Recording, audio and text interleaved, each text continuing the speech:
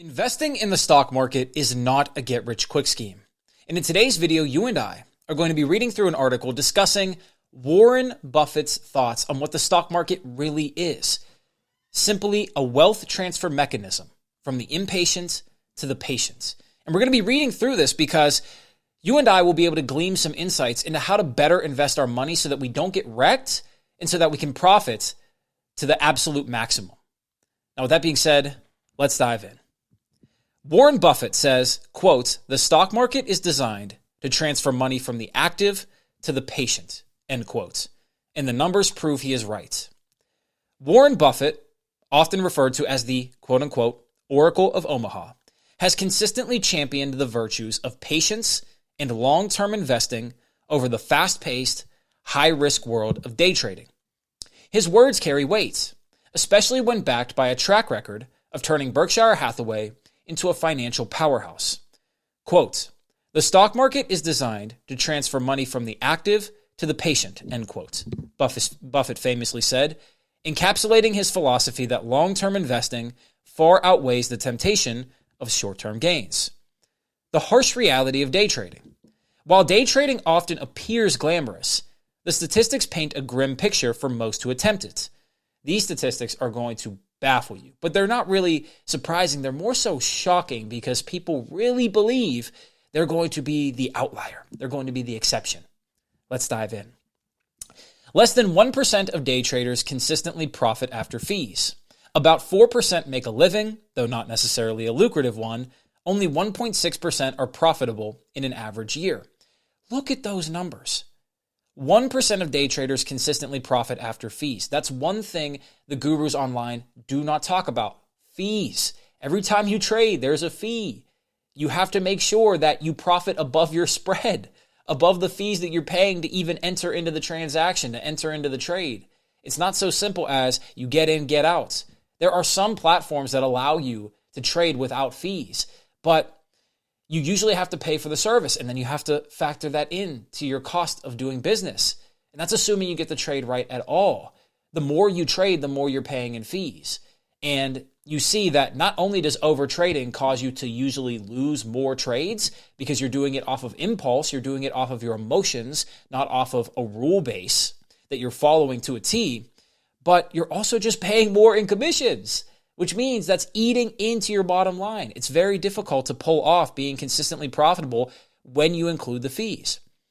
Then you look at the 4% who make a living, though not necessarily a lucrative one.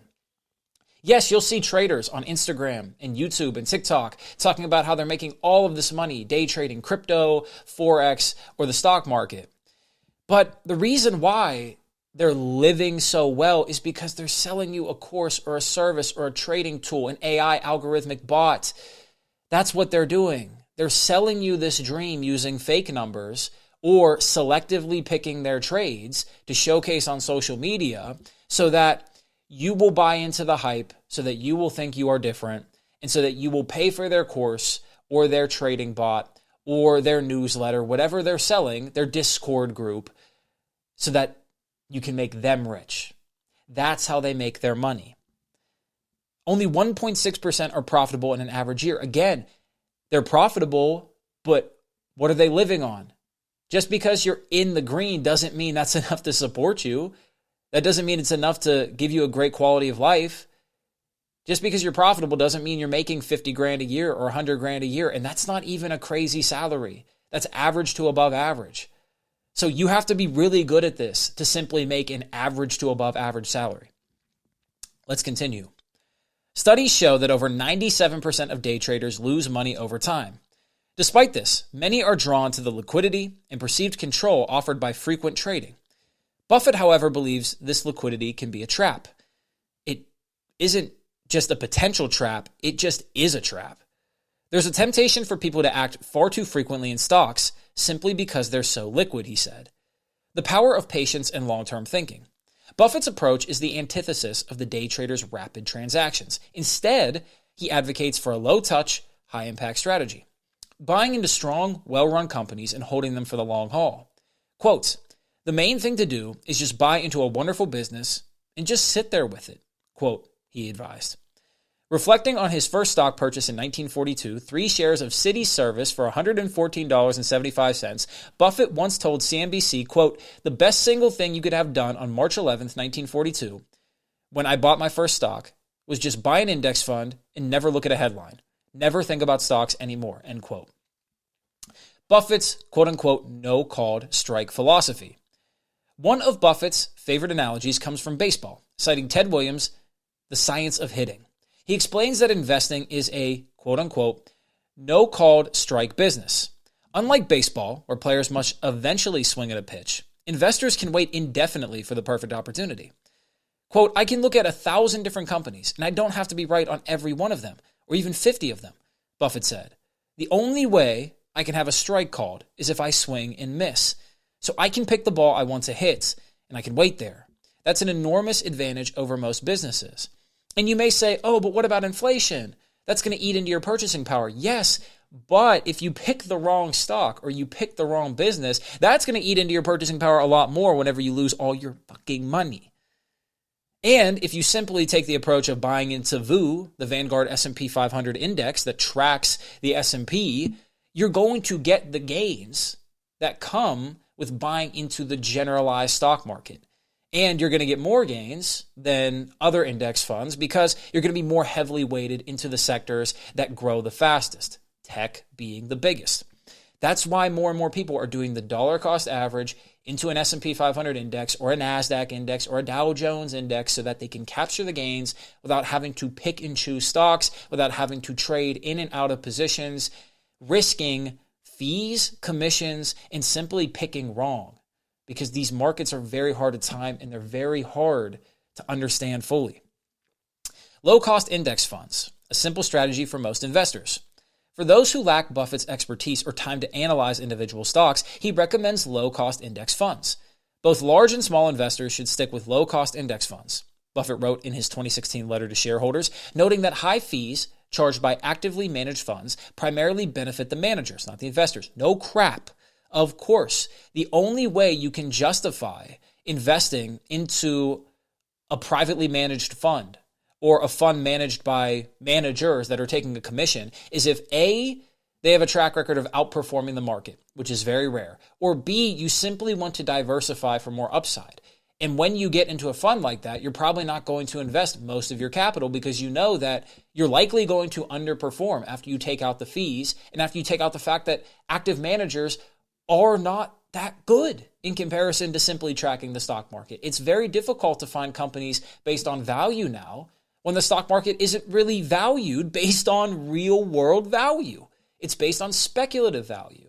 And speculative value is a very different skill set to train into your brain as an investor, as a speculator. It's much more difficult than looking at a P&L, looking at where you can get in your cost basis and saying, oh, this looks like a sound investment. I see this company taking up market share. It's much harder to speculate based on the psychology of investors and to speculate in a rapidly changing market than it was 40 years ago when things were slower paced, when you could invest on fundamentals. It's much harder now. He has frequently praised the Vanguard S&P 500 ETF as an ideal choice, offering broad exposure to top U.S. companies with minimal expense. Since its inception, VOO has achieved an average annual return of 13.58%, underscoring the power of simple, diversified investing. Yeah, and if you were to get 14% a year compounded over 10, 20, 30, 40 years, granted, does that keep up? Probably not. You probably see a couple years over the course of that 2, 3, 4 decade-long span where it underperforms. So it's not going to be 14%, but it could be 9 or 10 or 11. And if it is, that money compounds so quickly. Once you stack up after 5, 7, 9 years, you really start to see the benefits of compounding year in and year out. That's how you can build real wealth. The long-term view in action. Buffett's own career is a testament to the success of long-term investing. Berkshire Hathaway's Class B stock, which provides smaller investors access to his investment strategy, has risen approximately 204% over the past decade. That's 20% compounded per year. That's really good. In his 2023 Thanksgiving letter, Buffett described Berkshire as one of the largest and most diversified companies in the world, lauding its longevity and resilience. Quote, decay can occur at all times of large institutions, but it is not inevitable. Berkshire's advantage is that it has been built to last, quote, he wrote. Avoiding the noise. Buffett urges investors to focus on the fundamentals of businesses rather than getting distracted by dramatic headlines or market volatility. This advice feels especially prescient given the global pandemic, economic uncertainty, and rapid technological advancements of recent years. Quote, "The best single thing you could have done was just buy an index fund and never look at a headline," Buffett reiterated, highlighting the dangers of overreacting to short-term news. Exactly. If you would have just bought at the bottoms of the 2020 pandemic, you would have made a ton of money over the past 4 years. Your portfolio would have doubled. $1,000 would have been $2. 10,000 would have been 20. 100,000 would have been 200,000. 500,000 would have been $1 million. If you had 500 grand, you'd be a millionaire today simply by buying into an index fund at the bottom. And it wouldn't have been that difficult. Honestly, that's when I started buying stocks. I was buying other things beforehand, but I started buying stocks at the bottom of the pandemic. And if you would have started buying stocks at the bottom of 2009 in March or around that time period, you would have gotten a decade plus of gains. And it's not even that difficult because you just average in and day out, week in and week out. As long as you can get some income on the table, you can make it happen. The bottom line, for the average investor, Buffett's guidance is clear. Patience, discipline, and a long-term perspective are the keys to success, whether through low-cost index funds or carefully chosen individual stocks. The goal is to focus on businesses that will thrive over time. As Buffett himself quipped in 1991, comparing day trading to investing is like calling someone who repeatedly engages in one-night stands a romantic. For those seeking lasting returns, the message is clear. Stay patient, stay invested, and let time work its magic. That is true. It's a great analogy. You can day trade, but it's the same thing as flirting and sleeping around. There's nothing wrong with that, but you have to be really good at it. You might catch an STD, you might catch a crazy girl, or you might catch a really crazy narcissistic guy. Whatever the case is, when you're swinging all the time, you put yourself in harm's way far more. But whenever you take the long-term, patient, disciplined approach, you're going to soar above all of the people that are swinging and missing. Because the last point I want to make here is that even though day trading is perfectly fine to do, and if you want to partake in it, so be it. I don't suggest it. I don't do it that much. I'm more of a buy and hold type of person because I don't need the money right now. There's nothing wrong with day trading. However, the one thing that people forget is that psychologically, it will wear on you if you're not good at it. Psychologically, it will wear on you even if you are good at it. And that psychological wear and tear can affect your relationships. It can affect your dealings with your family, with your spouse, with your children, with your friends, at your job if you still have a job. It can affect the way that you show up in the gym, the way that you eat, the way that you discipline the rest of your life. And that is a cost that people don't talk about, because the biggest thing buying and holding, dollar cost averaging into an index fund or in a cryptocurrency, or simply going the slow and patient route with real estate, any asset class, is that it takes the stress off of your mind. And that lack of stress is the thing that will allow you to make more money, allow you to live a better life, and just enjoy this existence. And that's the biggest thing that needs to get reiterated time and time again, is that you can get obsessed with investing. You can get obsessed with day trading. And if you want to go down that route, so be it. That's your life. Perhaps it's your purpose and mission. But if it's not, which it isn't for statistically basically everyone, perhaps it's better to simply take the stress off your mind, invest for the long term, and focus on living a good life. Focus on doing the things that really make you happy. Focus on being who you actually want to be instead of staring at a screen hour after hour after hour. So with that being said, if you gained value out of this video, subscribe to the channel. Comment down below any insights you have, any suggestions you've gotten in investing, and anything you learned from this video. With that being said, this is the New Da Vinci. I'll see you in the next one. Much love, peace, have a blessed day or evening, wherever it is for you.